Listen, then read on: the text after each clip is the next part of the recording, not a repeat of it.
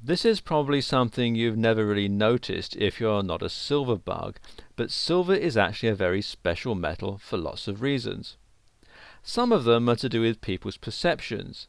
Others are to do with its rare nature and its historical place as part of people's family assets. The family silver was often seen as part of the value of a potential inheritance.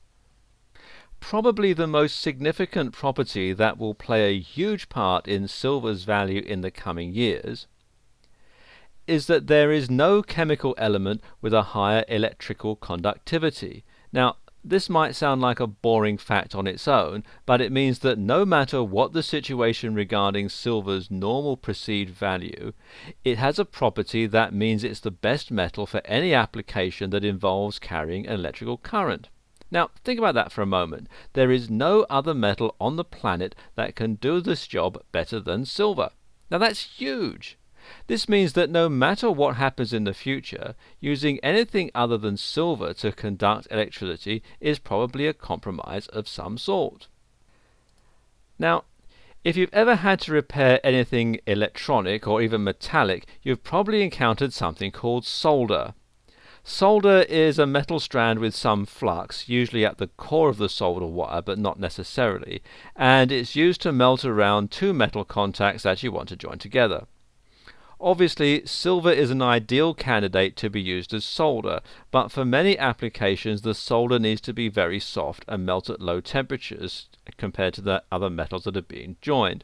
So lead and tin are most commonly used for soft solder. For applications that need more strength and higher melting temperatures, zinc and silver are commonly used. Hopefully, you're now starting to see why silver is not quite the same as gold for many reasons. Due to the small amounts of silver used in many of these electrical applications, almost none of it is reclaimed or recycled. Now, this means that when it's used in normal household appliances, in cell phones or GPS systems, the silver is consumed and out of use for any future application. Imagine if that were gold. We'd probably have much more robust recycling methods in order not to lose that gold.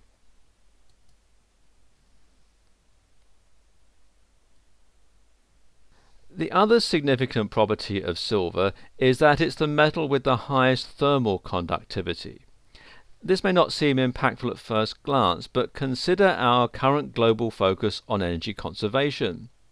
Silver is not the only resource that we're raping our planet of, and there are already many people focused on reducing the amount of resources we use in our daily lives and in our travel. This thermal conductivity element of silver's unique properties is going to become ever more important to the way we address our energy conservation. I'm sure you've heard of solar panels. Well, what do you think would be the best element to use when creating something that needs to conduct heat and pass electrical current? Silver. That's right, silver is going to be a critical material in the production of some of the newest and most in-demand products that our current world focus is pushing for.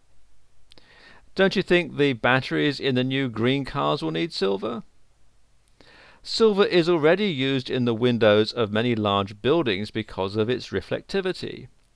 Silver is being used in new ways every day, and the things being created are the very same things that our global drive is aimed at making happen. So, no matter what you may think about the ways in which old uses of silver may be reducing, and photography could be one of those, there are more new ways to use silver being proposed than any reduction would ever equate to. It's possible that just one application of silver in water purification purposes in the future would outweigh any drop from photographic uses. On the photography point, there's also reason to believe that silver is an irreplaceable part of photography, just because no digital photography method has been produced that can store the image permanently. Now, this might seem trivial, but do you really want to lose your lifetime of photos because the way you stored them was not permanent? I'm sure medical and military users won't accept that compromise. The current practice of storing digital photographs is to use memory sticks. Yeah, and you can also use disk drives and CD-ROMs or DVD-ROMs.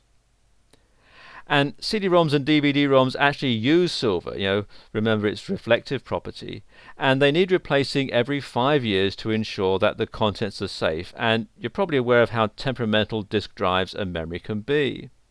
These aren't the right answer, and so you'll see military and other important picture storage users reverting to the processes that involve silver in some way.